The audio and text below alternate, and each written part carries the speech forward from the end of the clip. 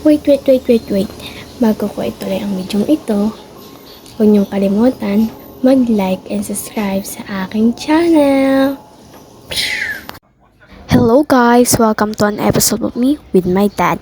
So ngayon kinukuha ko na yung mga gamit ko na dadalhin sa simbahan.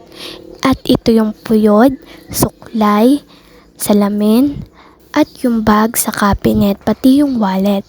Siyempre hindi yan mawawala, diba? Kaya inilagay ko na sila doon sa sopa para madali ko na lang silang ilagay sa bag. Di nalagay ko na yung salamin. Nung sa suklay na nahirapan ako dahil malaki pala siya. At dahil isa lang yung gamit kong kaman ay dinalawa ko na at pinatong ko na lang yung nambibidyo ko sa sopa para madali ko na lang siyang mailagay. Then nung natapos na ay natulog na ako at kinabukasan ay nagpunta na kami sa simbahan. Ito sa part ng video na ito ay tapos na ang misa.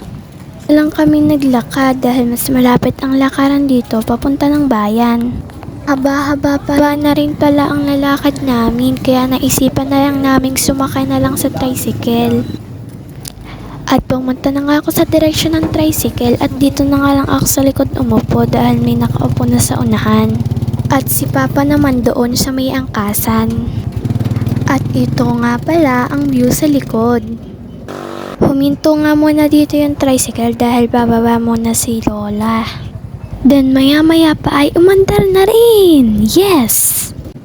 Pinabilis ko na nga lang pala sa part na to para hindi na kayo mainip. Maya pa ay nakapunta na kami sa aming destinasyon sa bayan. Then huminto na dito yung tricycle at bumaba na kami. At nung papunta na kami sa botika ay nakita ko pa ang aking pinsan. At naglakad na nga kami papunta sa botika. Na nakabili na kami ng gamot ay nagtungo na kami sa bilihan ng turon. Yes, you heard it right. Turon. Kaya agad-agad kami pumunta sa direksyon kung saan may nagtitinda ng turon. Kaya agad-agad akong humingi ng pera sa Papa pambili ng turon. Pagkatapos ko pang bumili ng turon, inintay ko pa si Papa sa may bilihan ng isda dahil bibili daw siya ng ulam. At nung nabalikan niya na ako ay dali-dali naman kaming pumunta sa mga sakayan papauwi. At nung nakapunta na kami sa mga sakayan ay agad-agad naman akong pumasok sa sasakyan at nilagay na ang mga gamit na binili namin. Likod pa rin nga pala ako dito nakasakay at nung umandar na ang sasakyan, di ko inaakalaing mabilis to dahil wala akong hawakan sa pagbibidyo kaya minsan uumpog ako. Lalo na pag naliko. Hanggang dito na lang ang aking video.